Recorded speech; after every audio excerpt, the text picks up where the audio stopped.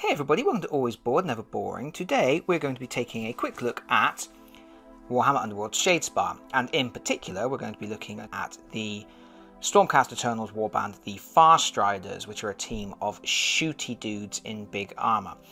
Now, we've had all 8 warbands from the first cycle of Shadespire, which means we have a complete pool of Wave 1 cards to play with. And what I thought it would be fun to try and do was to have all of those cards and try to create a functional deck for each of the 8 warbands. So there's no sort of duplication across the decks. You can sort of pick up and play decks just for fun, really. They're not going to be the most optimal decks, because obviously there's certain cards that are quite good across multiple warbands, and because I only have one of each expansion, with the exception of the few universal cards that are in the core set, of which you get 2 of each, every other card I've only got 1 of.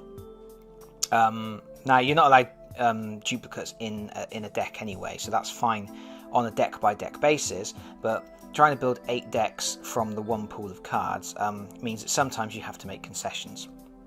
But anyway, so what I thought I'd do, I don't know if I'm going to do a video for every single deck that I'm putting together, but I've done a Farstriders deck, and like I say, it's not going to be the most optimal deck, because I've had to kind of think about what I'm going to do across all of the warbands, but it's just for fun, really, and it was a chance to sort of talk about deck creation, really. Now, Shadespire it's quite a complicated beast when it comes to deck building, because there's a lot of things you need to consider, because you need to have ploys in your deck, you need to have upgrades in your deck, and when you're building a deck of upgrades and ploys, no more than half of them can be ploys. But you also build a separate deck of 12 objectives, and you've also got your actual unit cards, which have attack values and defense values and movement values, and a particular way of becoming inspired, which is a way of getting better. In the case of Elias Swiftblade here, in fact all of the guys from the Farstriders team, they will inspire when the fighter ends an action phase in enemy territory. And when you expire, you flip the card and you get better. You know, so you get, in this case, what happens here? He gets better. He gets extra defense. He gets extra defense, and he gains cleave on his close combat attacks. And other characters get even better, like the leader, Sanson Farstrider, suddenly gains the use of a Star Falcon, which can attack at range 4 and does extra damage on crits. So, you know, it's good to be inspired. So when you're building a deck, you need to look at your units, look at what they're good at, whether they're good at attacking or defending or moving quickly. You need to look at what they do to get inspired, because you kind of want to be inspired as soon as possible. And then you have to think about what kind of objectives this team would go for. So, and then also you need to think about what upgrades and ploys are going to be beneficial to gain those objectives. So the Farstriders are a shooty team. They've all got a ranged combat attack. They're the only warband that is across the board got with ranged combat, and they have the furthest ranged combat. But they're very weak. They have low damage output, so you're not going to be. My thinking is you don't really want to be creating a deck that's all around killing for these guys, because they're tip-tapping away for 1 or 2 hit points. I mean, even when they inspire, their damage output isn't increasing. They're still chipping away 1s and 2s. So you don't really want to be giving them lots of things that gain glory points for killing. So I was thinking they're going to be inspiring by being in enemy territory. So I built a deck around advancing quickly, claiming objectives in the enemy territory, and just being in the enemy territory. And then I sort of looked for ways that you could glean an advantage from being able to put out lots of little attacks, just chipping away at individual characters. So let's have a quick look at the objectives that I've picked. I'm going to put those guys to one side. Okay. So the first objective in my deck is punishing volleys. This is scoreless in an end phase if you made at least 3 successful bolt storm pistols or overcharged bolt storm pistol attack actions in the preceding action phase. Now, obviously, this just seems like a good card to take, because you're probably going to do quite a lot of shooting with your pistols. Every character's got one, and you've got 3 characters, and The good thing about attacking with the Boltstorm pistol is you've got that range, so you're not always going to be charging. So over the course of your 4 actions in a turn, you've got a chance of pulling off those 3 attacks that you need.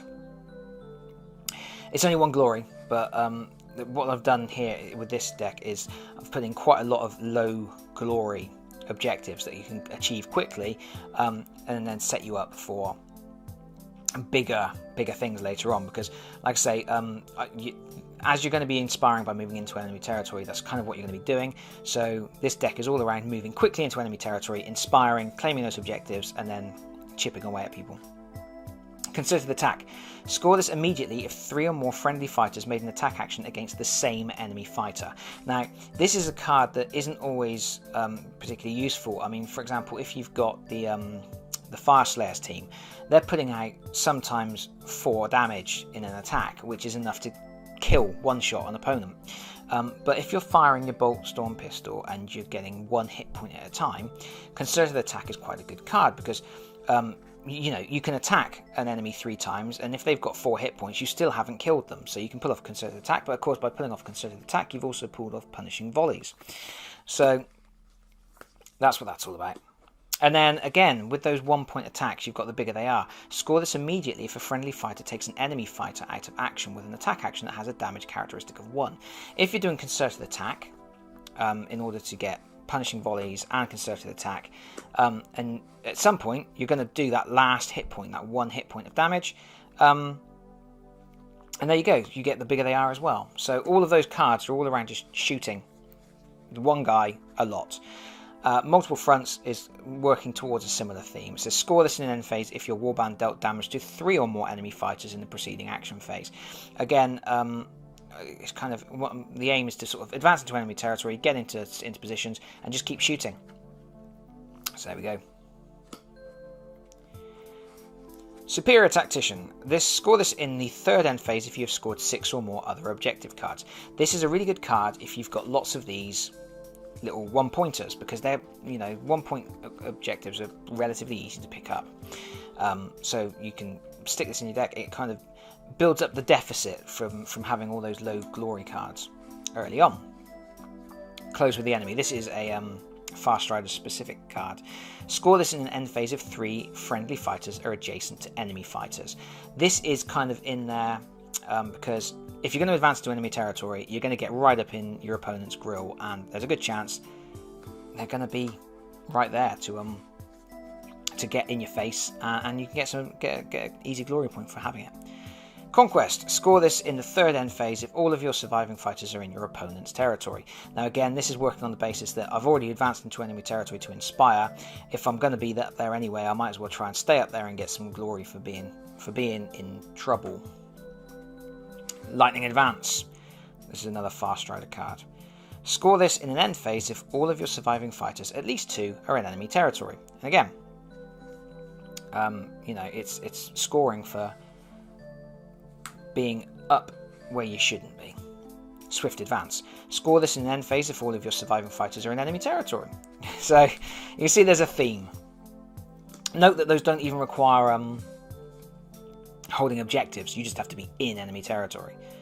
Cover Ground. Score this immediately if a friendly fighter makes a move action of 6 or more hexes.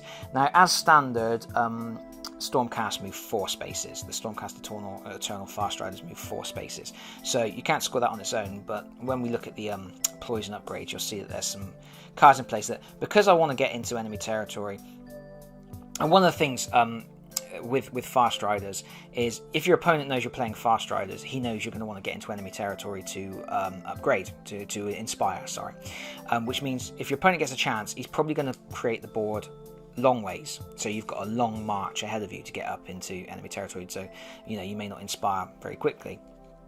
So you want to have some cards in play that are going to be able to cover that extra ground that you might have to make up. So as you're going to be playing Ploys and upgrades to gain extra speed, you might as well stick an objective in that you can score, because what I really like to do with my decks is I like to have objectives that score when I'm doing what I would be doing anyway. And if I'm trying to cover ground, I might as well stick a card in that's going to get me a glory point for doing it. Brave but cautious, another Farstrider specific. Score this in an end phase if you have at least one surviving fighter and none of your fighters suffered any damage in the preceding action phase. This is kind of just one of those things. Farstriders are quite resilient. They've got shields for defense, so that, there is a chance that it's kind of like an extra bonus. If I can get away with not taking any damage and get a glory point for it, it's great. Eternal Supremacy. I don't have a lot of cards in this deck that are about holding objectives, but holding 3 or more objectives to get 3 glory is if I'm going to be advancing up the board anyway, I'm going to be trying to get into enemy territory, I'm going to be around objectives. This is quite a good way, especially if you know your opponent's got 3 objectives on his side of the board or whatever. It's usually a relatively good way of getting 3 glory. So that's my deck. That it's all about being in your opponent's field.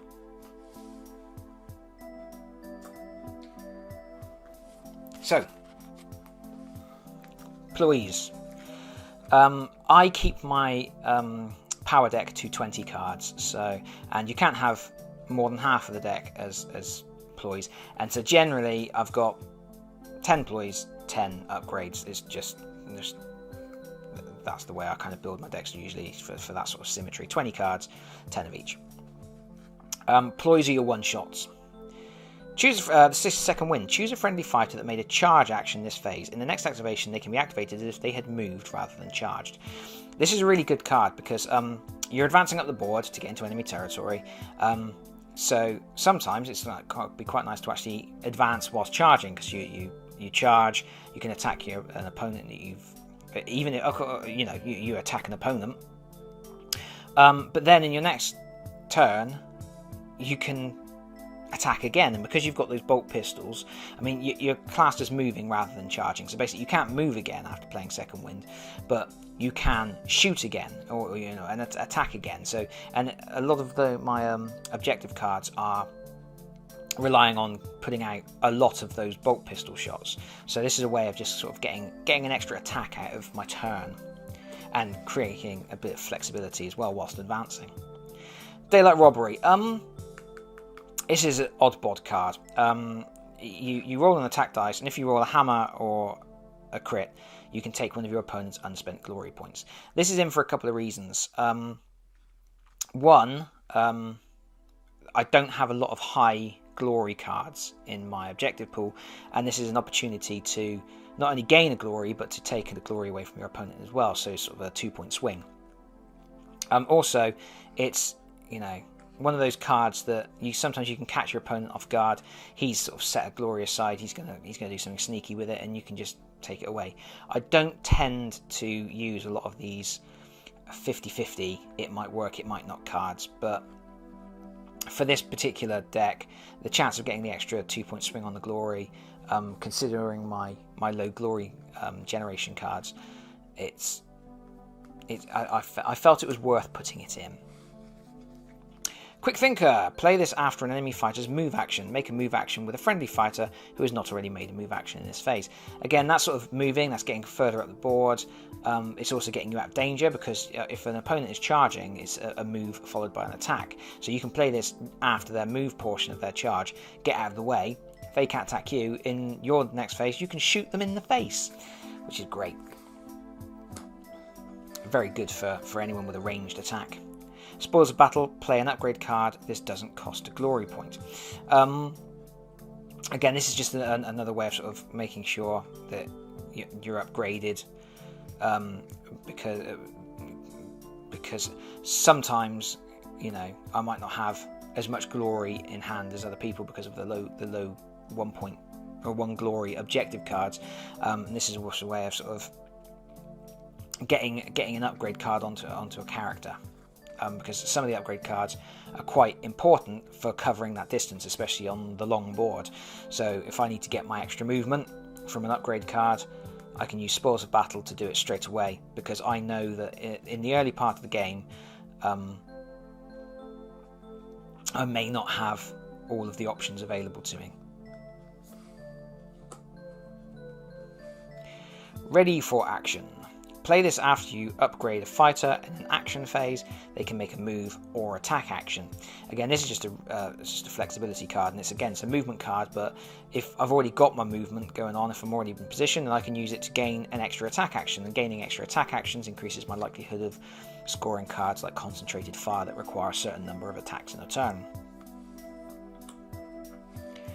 Steady Volley. This is a Farstrider specific card and is sort of a strong part of that whole construction idea that I've got going on. The first friendly fighter to make a Bolt Storm Pistol or overcharged Bolt Storm Pistol attack action in the next activation can be pushed 1 hex before they do so. So it's just like it's a move. It's not actually a move; it's a push, but it's a movement. It's an extra step towards getting into enemy territory, whilst also getting a shot off as well. Warning Cry, Farstrider specific. Choose a friendly fighter and put them on guard. You're going into enemy territory. You're going to have your opponents getting up in your face, particularly if you're playing against a very aggressive force. So it's quite nice to be able to get a character on guard, especially without using one of your actions, because obviously I want to be using my actions for movement and for shooting. I don't want to be using actions to defend if I can help it, so Warning Cry is a useful card in that respect. Rangers Advance. Choose 2 friendly fighters and push them 1 hex. Again, that's just getting them in position, getting them out of danger. You're in enemy territory, behind enemy lines, so you're going to have to constantly have those options to be able to back away, break apart combat, get some shots off. Lightning Stride. Double the move characteristic of the first friendly fighter to make a move action in the next activation. Of course, most of the Stormcasts in moving 3, it's only Sanson Farstrider, the leader, who moves 4. But with this card, it doesn't matter who I play it on, they will move either 6 or 8, depending on which character, and that will allow me to score that objective that requires moving at least 6 spaces, whilst also getting into a much better position on the board. And Rapid Volley. This is again Farstrider specific. Play this after a friendly fighter's Bolt Storm Pistol or Overcharged Bolt Storm Pistol action. The fighter can make another Bolt Storm Pistol or Overcharged Bolt Storm Pistol attack against the same fighter. This works really well with a lot of my objectives. It works well with Concentrated Fire because it's a second attack against the same monster. It's building up the number of shots I'm making in a turn. And it's also increasing the chance that I can just chip away that last hit point and get the bigger they are. So that's a really sort of important card for scoring a lot of the objectives in my deck. Finally, we have upgrades. And as you can imagine, they're all following this same movement and getting off shots, which is what it's all about. So I've got Swift Stride plus 2 movement. Overcharged Bolt Storm Pistol. This is basically an upgraded version of what everybody is using. Everybody has a regular Bolt Storm which rolls swords and has 1 damage. The Overcharged Bolt Storm suddenly hits on hammers, which increases your likelihood of hitting, and it also has Cleave, which just increases your... I need to get off those shots, and I need to get them off successfully. I need to be chipping away at hit points because a lot of my objectives are scored by having successful hits with a Bolt Storm or an Overcharged Bolt Storm Pistol. Spinning Strike targets all adjacent enemy fighters, roll for each, and does 1 damage each. This is another way of getting that objective where you have to put damage on different characters. This one is specific to Swiftblade, the character Swiftblade. I don't tend to include too many restricted cards because once a character dies, that is a dead card. It's no longer of any use. But sometimes it's quite handy to have it. And with a small team of quite strong characters, there's less chance of the character you need being dead, basically. Etheric Step, this is for the leader, Farstrider. This fighter can move through other fighters during a move action, but must end their move in an empty hex. It's really good to be able to just sneak through the opponents. especially when you're trying to get into enemy territory. It prevents them from like sort of building walls that you have to break against, things like that. Lone Warrior. Again, we're in enemy territory. There's only three guys on my team. They're going to be spread out, so Lone Warrior is quite useful. It says, roles of support made for this fighter when they are targeted by an attack action also count as successes when they are adjacent to no friendly fighters. So, yeah, it makes them more robust, more resilient when they're getting mullered. Flickering Image. After an attack action made by this fighter that scores a critical hit, you can push them up to 2 hexes. That's just quite nice. It's you know, I'm going to be putting out hopefully a lot of bolt pistol attacks, so hopefully a lot of successful attacks and a chance to kind of shimmy around the board while I'm doing it. Awakened Weapon. You can reroll 1 attack die each time this fighter makes an attack action. Again, a lot of my objectives require successful attacks. They don't have to be powerful, they don't have to kill an enemy, but they have to be successful. So an Awakened Weapon is a good way of doing that. Helpful Whisperers. If this fighter has no adjacent friendly fighters, roles of support are a success when they make an attack action. Again, working on the basis that I've got a small team that's likely to be a little bit strung out. Second in command. If your warband's leader is out of action, this fighter is considered to be a leader. While this fighter is on the battlefield, opponents cannot score objectives for having taken your leader out of action. Now, my thinking behind this one is that I only have 3 people. They're going to be in enemy territory. If your opponent has a lot of those cards that say score objectives for beating up on the leader, this is a fail-safe, so they may start beating up on the leader. Chances are the leader isn't going to die straight away because of the number of hit points and the shields he's got. But then you can put a second in command on another character, and you've kind of hopefully denied your opponent some of those glory that they were going to get for killing the leader. So it's one of those things. It's like a fail-safe. You know, you're up in enemy territory. You're behind enemy lines. How are you going to deny your opponent what they could potentially see as easy glory points? It's like you're coming to them. You're giving them all the options to score the glory. So this is a card that hopefully takes one of those options away. And again, this is very simple, +1 wound, just to keep a character alive. And that's it. That is my Farstrider deck. I'm not saying it's optimal. I'm not saying it's brilliant. But it is a deck that does a thing. It is a deck that, based on how I perceived a good way to play the Farstriders, and I think those options are good options for it. There's probably cards that would be better, but they may already be in other decks that I've created.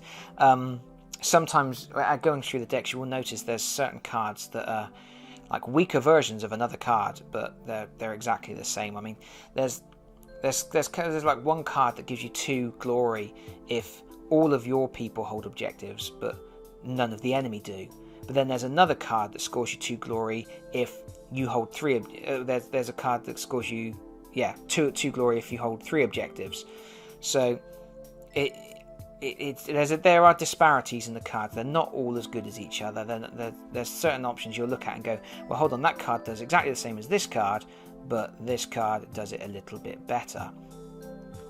Which I'm not sure if that was intentional or whether it's sort of a law of diminishing returns, where you take the best card, but then if you want to take another card that does the same thing again, it's not quite as good, and if you take another one that's sort of similar, it's not quite as good again. Maybe that's what they were thinking, I don't know. But yeah, so you may look at my deck that I've shown here and think, well, maybe he should play that instead of that. And feel free to share those thoughts. Like I say, this isn't like the ultimate tournament winning deck. This is just a deck, and it's part of a larger scheme of trying to create 8 decks from a single pool of cards.